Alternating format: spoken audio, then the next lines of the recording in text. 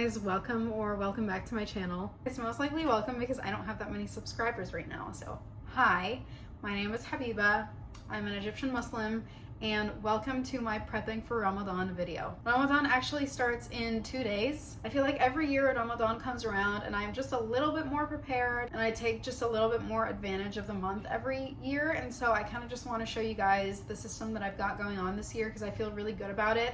I've had a lot of growth in my religion in the last 3-4 years, and I've been working really hard this year to like stay focused and increase my worship. Inshallah, this Ramadan is gonna be like amazing. So I thought we could get started with my goals for this Ramadan. So these are my Ramadan goals, and you'll see I've sorted them into 2 columns because Ramadan is not just a religious, in the modern day, it's not just a religious period anymore. It's also a cultural holiday, if you will. So I split it into 2 columns, religious and cultural, because as much as I want to focus on my religion, I cannot deny that this is also a cultural experience that I also want to immerse myself in, especially being an Egyptian living in America. It's hard to be immersed in the cultural side of it and have it be like the fun thing that it is in Egypt and like a whole like community experience. It's very easy to feel very isolated here when observing Ramadan. So I'll start going through the religious goals that I set for this Ramadan. The first one being that I want to read the Quran every single day. My New Year's resolution for this year was actually to sit down and like read and study the Quran once a week, and I've been doing a really good job at keeping up with that. So I figured during Ramadan I can bump it up to every day, and I've gotten a really good system going. It makes me feel good. It helps me really understand what I'm reading. I always come out of it with something new. I like learning for myself what the Quran and our religion actually says, instead of listening to the very divisive things that are said online. I find it really hard to sort through other people's opinions and figure out what is true and what is not, and what is right and what is not. So going straight to the source has been really, really helpful for me to get my own understanding and form my own opinions. Okay, so I kind of wanted to walk you guys through my Quran system, because if you are like me, I can't read Arabic. I can sound out the letters, but I can't understand it. So reading the Quran is very difficult for me.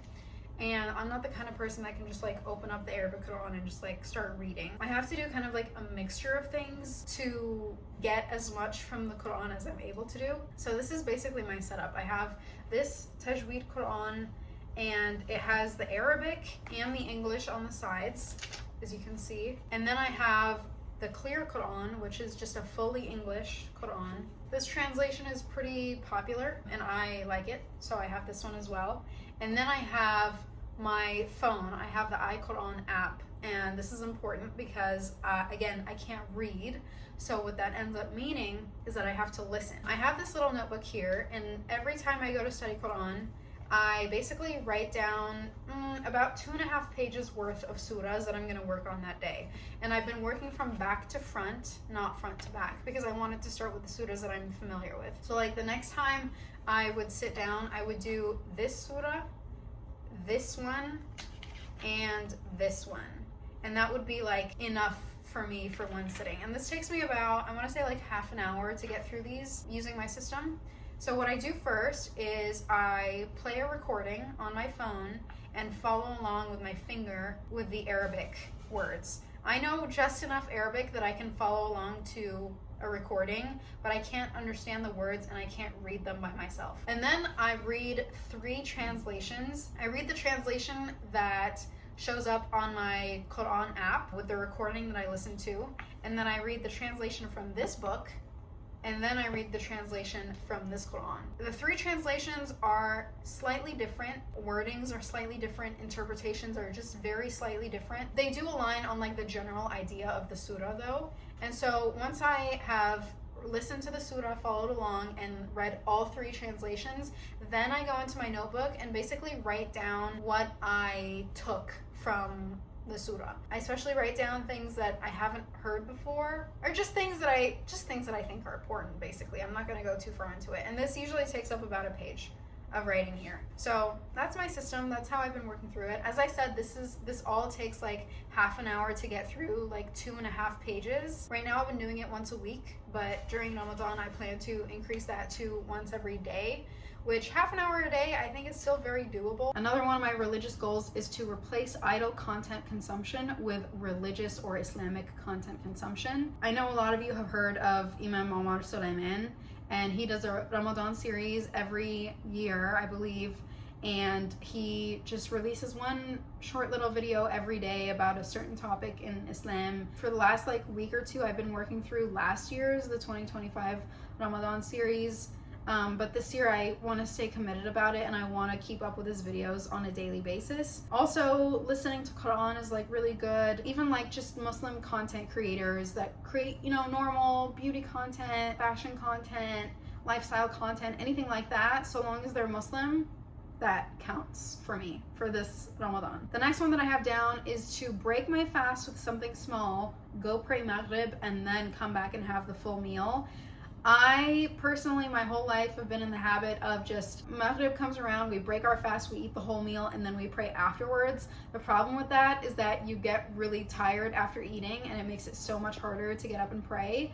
So I just want to break my fast with a date, or maybe even like a cup of soup or some water, go pray, and then come back and enjoy the meal at my leisure. Another one of my goals is to go to the mosque at least once a week, and I could go for like Jumu'ah prayer, or I could go for Taraweeh. I'm just not in the habit really of going to the mosque, so I really want to get into that this year. I think it's going to be helpful to be surrounded by a community of Muslims, and it's going to help me feel not so isolated. And then I have two more like concrete goals of things that I want to accomplish this Ramadan. The first one being to memorize Ayatul Kursi.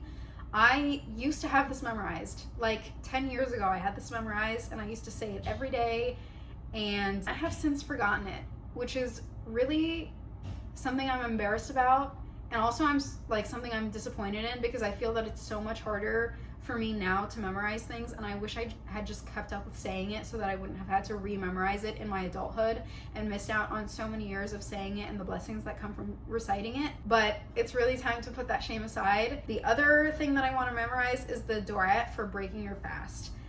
Again, another thing that I'm embarrassed to admit that I don't know. I think I know a very small portion, like the beginning of the du'at, and then I don't know the whole du'at. So that's what I've been saying for like my entire life, is just this very small beginning portion that I know. Now you might be wondering what kind of cultural goals I could have possibly set for Ramadan. I definitely have fewer cultural goals than I do with religious, but I still think that they are important, and they can help you connect to the month even more if you are engaging in community or cultural experiences. So the first one obviously has to do with food.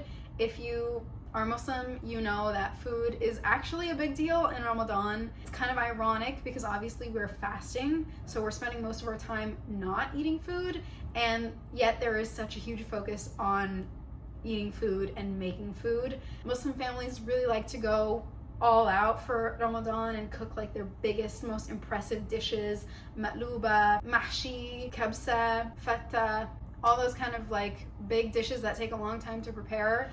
This is the time that people really like to make those, along with like appetizers, salads, soups, desserts. It's just always like a huge feast. Now, I don't think I'm gonna go that all out, but there are a few dishes that I want to practice making this year, because I'm also trying to connect with my culture through food and learn my family recipes, my mom's recipes, just our cultural recipes. So Ramadan, I feel, is a good time to practice that. Some of the foods that I am going to practice making this Ramadan include my mom's lentil soup, fattoush salad, which is really simple, but I don't really make it that often, spinach pies, which I actually made earlier this week, and I will show you in a portion of the video.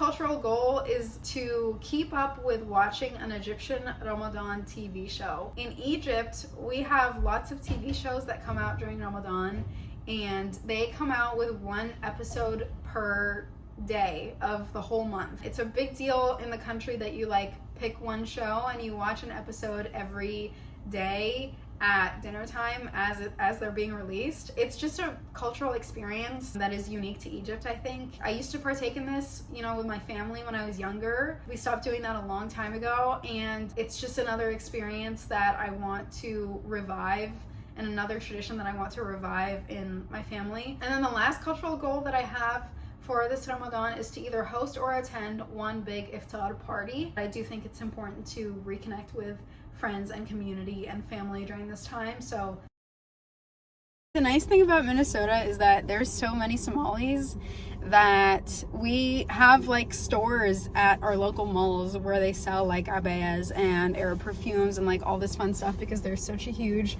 audience for that and such a huge like Muslim community that it's just like you can just find it in your everyday mall, which is awesome and so convenient that I don't have to like, you know, order online from, you know, overpriced brands, and I can just go to my local store and pick something up.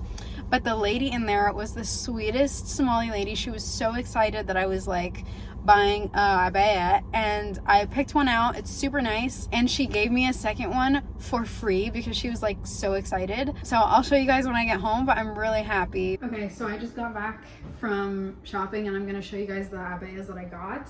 I went out with the intention of buying just a plain black one, but I told myself that if it had a little bit of embellishment, I wouldn't be mad about it. This is the black one that I got.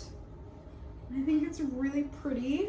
I don't know, I just think there's something like so elegant about the color black. And I know like in Egypt and stuff, this is what the girls wear, I think, to the mosque. They all just like throw this over their clothes and go pray. So it's plain black, and it has this really cool embellishment on the sleeves. It's like beaded, and then this like flower, like transparent like flower design, and then it has the same design on the bottom near the legs here, and it just adds a little bit of like shine and like almost like sparkle. I don't know, I just think it's like really pretty and understated. There were ones with more like sophisticated designs, but considering I plan on wearing this for just casual occasions like every day, like during Ramadan and stuff, I didn't want it to be too flashy or anything like that, so I felt like this was a good balance between like having some cute elements but also being like plain and simple. And it came with its own scarf. This scarf is so soft, like insanely soft, and it also has some beading embellishment on like the borders. You can imagine like something like this basically is what it would look like. And then because the scarf is like this very, very soft chiffon material, I also got just a plain black undercap. And then the lady, as I said before, was so excited that she decided to give me another abaya for free. It's definitely like not something I went out with the intention of buying. I wasn't looking for something like this, but I figured it's pretty cute and it's definitely serviceable. It's just something different from the black one, so you know, if I wanted like a change of pace, a change of style or whatever, then I could wear this one instead. So this is what this one looks like. It's just like this green ombre to white. I really like the back of this one because it's got like pleating on the back, and I think it's really cute. The most important thing about buying abaya is the length of it, and the length of both of these is actually perfect, like could not be more perfect. So I'm happiest about that. I'll show you guys the abaya that I currently have, and the reason I went out to buy new ones in the first place is because the one that I do have is like it's not working for me. Okay, this is the abaya that I like currently have. I got it from Veiled Collection, which nothing against Veiled Collection, but this abaya just didn't work for me. You can see it's like a lot smaller and a lot tighter, like it's not big and flowy like the other ones. It is just way too small for me. Like I literally can't move my arms. The sleeves are too short. The length of it is also too short, and it doesn't close, which I don't like. I did buy this in a size too small for myself, so I think it fit me at the time that I bought it. This is an extra small. I am now a small, so it's just not working for me anymore. and I wanted something bigger, flowier, and more comfortable. Ramadan is such a special time, and I really feel like when you make a plan going into it, you can get so much more out of it than if you just tried to tackle it blindly. I'm really excited for this Ramadan. I've spent quite some time thinking about it and preparing for it. I would love to know how you guys are also preparing for Ramadan. If you have any ideas, different things that you're focusing on, I would love to hear. And I wish you guys the most blessed month.